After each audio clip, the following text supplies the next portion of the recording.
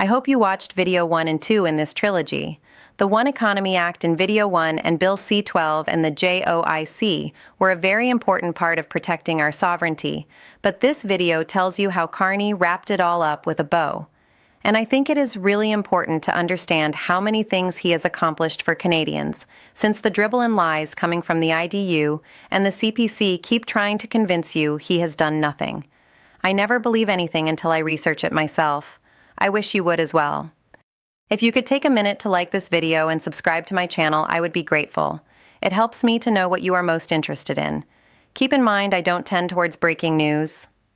I've done years of research and really prefer to treat you as intelligent and believe you want to know what is behind the political posturing and policies.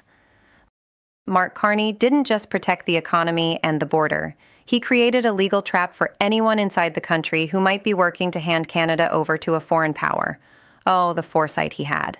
This video reflects the reality of the newly operational Foreign Influence Transparency Registry and the modernized high treason laws. Did you miss this in the news flow? I did. In video 1 and 2, we talked about the economic lock and the border wall. But there is a final piece to this puzzle that most people haven't connected yet. I call it the trap. While Pierre Poilievre and his supporters were busy cozying up to the Make America Great Again movement, Carney was quietly setting a legal snare. He knew that the biggest threat to Canada wasn't just coming from across the border, it was coming from within. He saw that certain politicians and influencers were acting less like Canadians and more like agents for a foreign agenda. So he updated the laws to make sure that if you sell out Canada, you pay the ultimate price. First, let's talk about the Foreign Influence Transparency Registry, Bill C-70. This is the one the CPC tried to stall for years. As of late 2025, it is fully operational.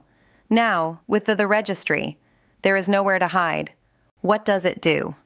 It forces anyone, politicians, lobbyists, influencers, who is working on behalf of a foreign power to register publicly. If you're taking money, taking marching orders, or coordinating your freedom protests with foreign entities, you have to put it in writing. I am thinking in particular the Convoy for One, and Smith coordinating separation with the U.S. A transactional deal, the kind Trump loves, like you help me separate and I'll give you a medals mine, is at the very least treason. In this, you're looking at fines up to $5 million and 5 years in prison. Carney basically said, you can work for Trump if you want, but we're going to make you wear a name tag so every Canadian knows exactly who you represent. Bill C-12 and the JOIC. For me, this is important. Very, very important. In the old days, treason was about kings and wars. In 2026, Carney redefined it to include economic and digital sabotage on behalf of a foreign power.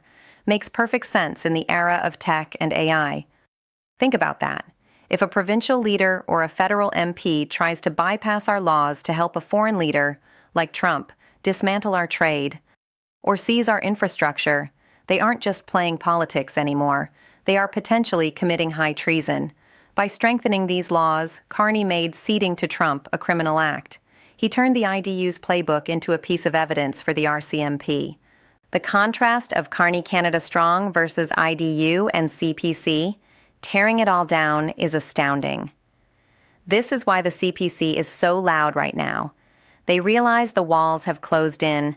While Poilievre and Trump were busy trying to tear down the rules-based order, Carney was busy codifying the rules-based order. He foresaw that the 2024-2025 era would be defined by attacks on our sovereignty, and he used his first months in office to make those attacks illegal.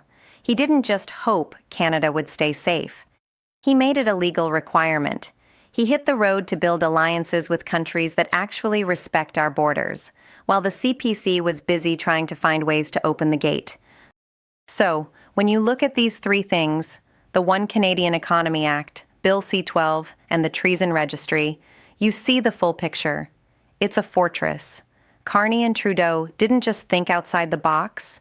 They built a brand new box that is bolted to the floor, protected by a digital wall, and booby-trapped for anyone trying to sell the contents. The Canadian experiment isn't ending.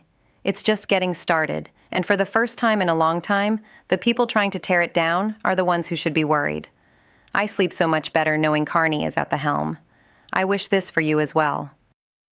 May peace be with you, my friends.